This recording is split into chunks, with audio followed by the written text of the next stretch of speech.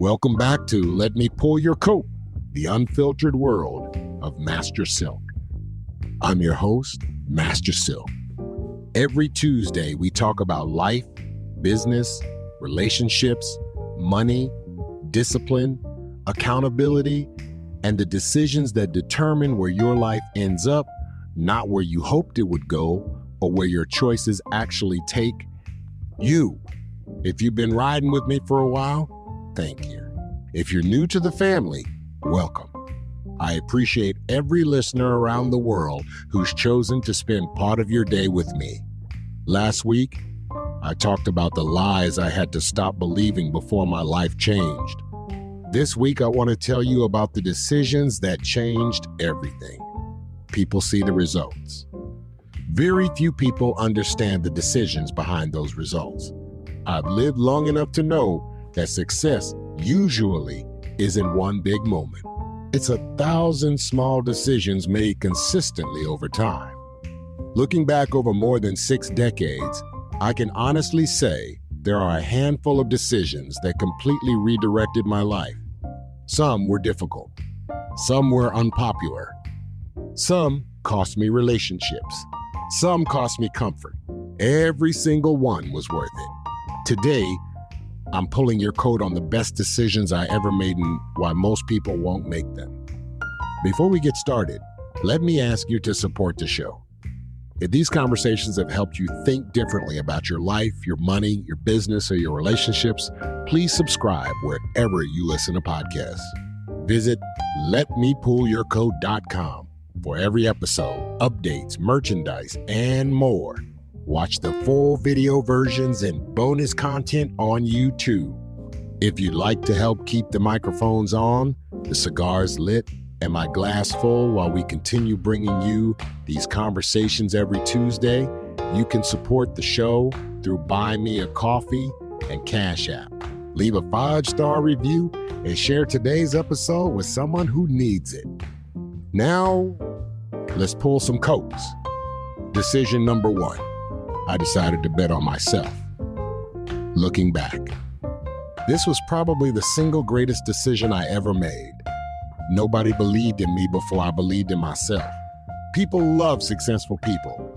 Very few invest in people before they're successful. There were times I walked into rooms where nobody expected much from me. Instead of getting angry, I got prepared. I learned. I studied. I observed. I outworked people who had more advantages than I did. One thing I've learned is that confidence isn't something you're born with. Confidence comes from keeping promises to yourself.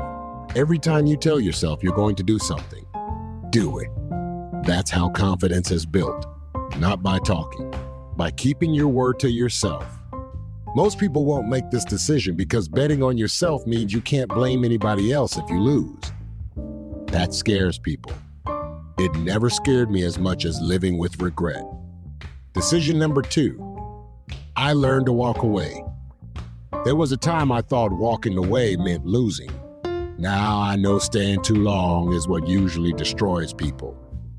I've walked away from business deals, friendships, relationships, money, opportunities, not because I couldn't handle them, but because I finally understood that peace has a value. When you stay somewhere you're no longer respected, you're paying rent with your dignity. When somebody repeatedly shows you who they are, believe them, most people won't walk away because they're emotionally invested. They think about how much time they've already spent. I think about how much time I have left. That's a completely different way of looking at life. Decision number 3, I chose discipline over motivation. People ask me all the time, Silk, how do you stay motivated? The truth is, I don't. Motivation is temporary. Discipline shows up whether you feel like it or not. Some mornings, I didn't feel like working. Some mornings, I didn't feel like studying. Some mornings, I didn't feel like dealing with people. But discipline doesn't ask how you feel. It asks, what needs to be done? The Marines reinforced that lesson. Business demanded it. Life rewarded it. Most people wait until they feel inspired. Successful people simply get started. Decision number 4, I stopped trying to impress people. This decision probably saved me hundreds of thousands of dollars, maybe more. When I was younger, I cared too much about what people thought. Not anymore. The older I became, the less interested I became in applause. Real wealth doesn't need an audience. Real competence doesn't need validation. Real success doesn't require an announcement every 5 minutes. Some of the wealthiest people I've ever met looked ordinary. Some of the brokest people I've ever met looked rich. That taught me everything. I stopped buying things to impress people who weren't paying my bills anyway. Decision number 5, I never stopped learning. People think education ends when school ends. Mine started after school. I've studied business, psychology, law, finance, negotiation, leadership, human behavior, markets, history. People ask how I know so much. Simple. I've never believed I knew enough. The day you think you've learned everything, you've already started falling behind. Most people stop learning because they think experience is enough. Experience teaches lessons. Education explains why those lessons happen. Together, they're powerful. Decision number 6. I invested in relationships that added value. Notice I didn't say rich people. I invested only in valuable people. Some people make you think better. Some make you work harder. Some make you laugh. Some challenge you. Some protect your peace. Those people are investments. Others, they're liabilities disguised as friendships. I became very intentional about who received my time. Time is the only investment you never get back. So I stopped giving it away for free. Decision number 7. I accepted responsibility for everything. This was probably the hardest decision of all. The day I stopped blaming people, everything changed. Did people betray me? Absolutely. Did people disappoint me? More times than I can count. But eventually I asked myself, what part of this did I allow? That question changed my life. Because once you own your decisions, you also own your future. Victims wait. Leaders build. I chose to build. Today's business spotlight isn't about a company. It's about you. That business you've been talking about. Registering. That book you've been saying you'll write. Start chapter 1. That YouTube channel. Record the first video. The perfect time never arrives. The people who succeed aren't always the smartest. They're usually the ones who finally got tired of waiting. I want to thank every listener across the United States and around the world. Whether you're listening on your commute, in your truck, at work, at the gym, or relaxing with family, I appreciate you.